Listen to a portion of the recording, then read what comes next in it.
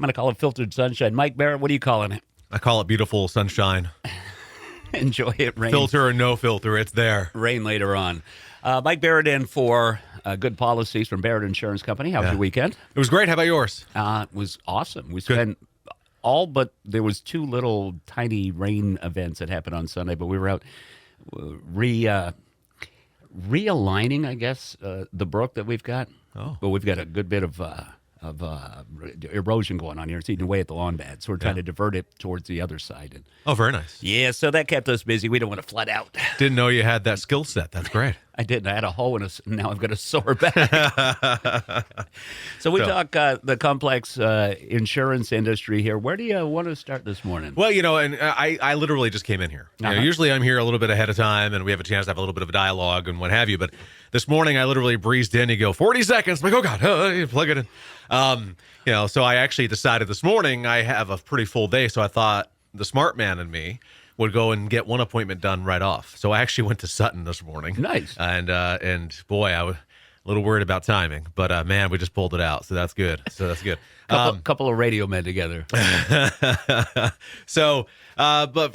one thing I thought would be a good conversation this morning is just thinking about what you have for insurance. Okay. We talk every week about how this is covered or how this may be covered and how this might be excluded and how we determine values for houses and things of that nature. Really, the thing that's also as important as anything else we talk about is knowing what you have. And I think that the reason I'm bringing this up is I'm constantly talking to people going, who want quotes, and I'm happy to, of course, give them. That's what we do.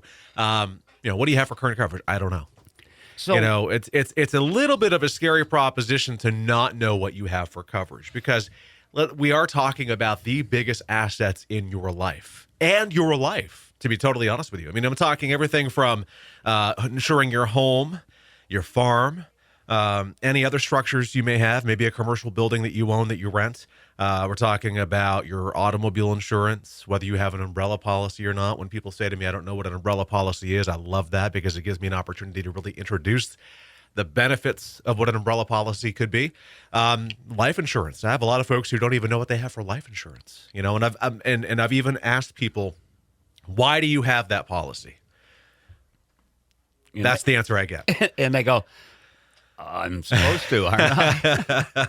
So, and I love that because that sets us up for a nice conversation and a dialogue. And that's what this industry is all about. That's the thing that gets missed with all the commercials and all the various ways that you hear and see insurance.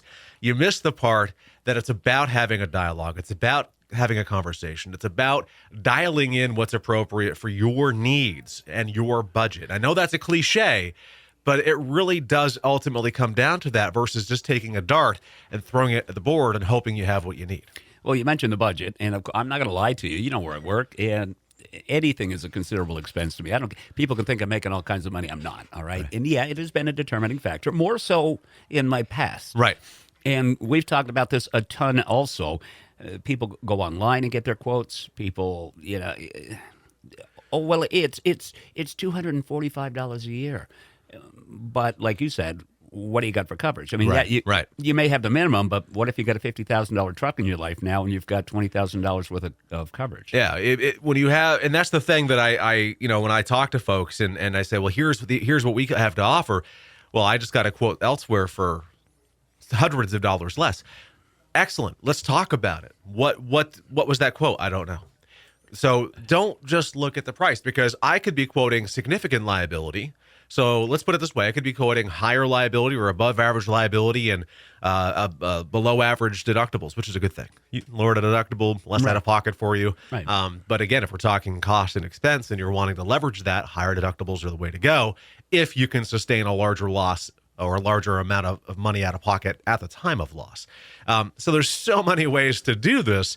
That's why I really say the dialogue can happen many ways. Can be a phone call, can be in person, can be through email communication. I email with people a ton. I've had email correspondence with folks that could last weeks back and forth, but just going through and expressing. And sometimes people really like that because when I'm talking to you, you're hearing it and you're understanding it now, but maybe you're not going to absorb it.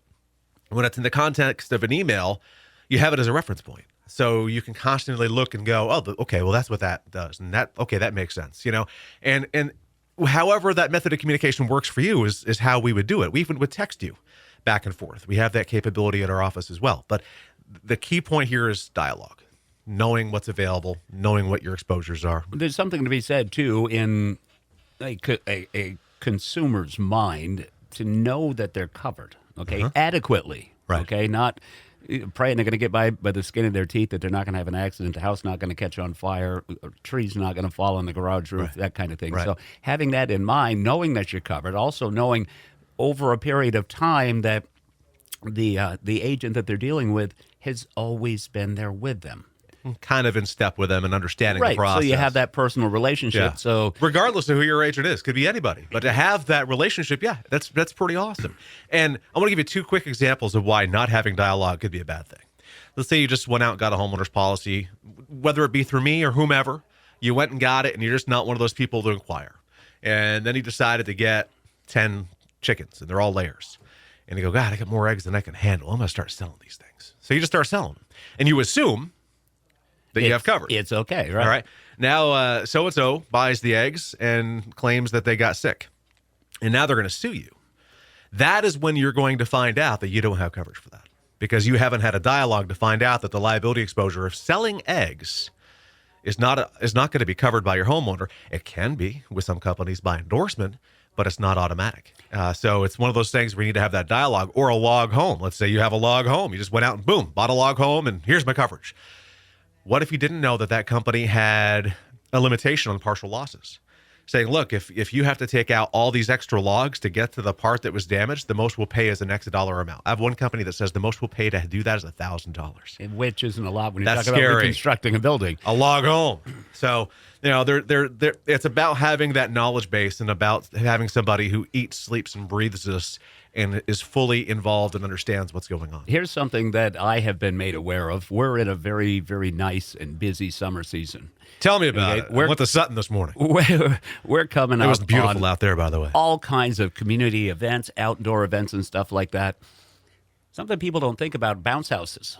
That is something that would come up in a conversation. It is. So, Mike, what are your plans for your family get together? Oh, we're going to have my brother's band's going to be playing on a trailer stage, and we're going to have a bounce house rented from the guys down in St. Johnsbury for the kids to play on. Yeah. All of a sudden, Windstorm comes in, bounce 2 house liabilities. flies. Yeah. You have people playing in a band on a trailer, and you've got a bounce house. These are things that require some kind of coverage. Right. And truth be told, and don't take this as the gospel, I guess I should say, but those types of liability exposures would probably just be covered.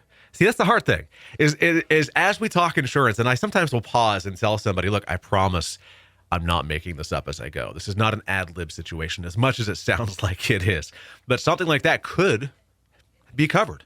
But the prudent person would call and check and see if maybe an event policy would be a better idea to be absolutely sure they have that coverage. So the dialogue is important, conversation is important, and staying on top of it and being well educated about your coverage. Yeah, or at least trusting somebody who's got some education in it. That's right. Family-owned business for how long? Gosh, we've been in 1989 is when Dad, began Richard P. Barrett Insurance back in the day. So, All right.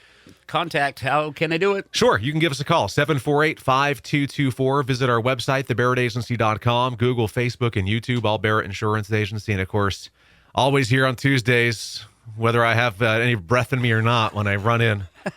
And whether or not we've got coffee. Mike, hope you have a good Look week. at that. That's the low coffee right there. All right. Magic in the Morning, moving on with music from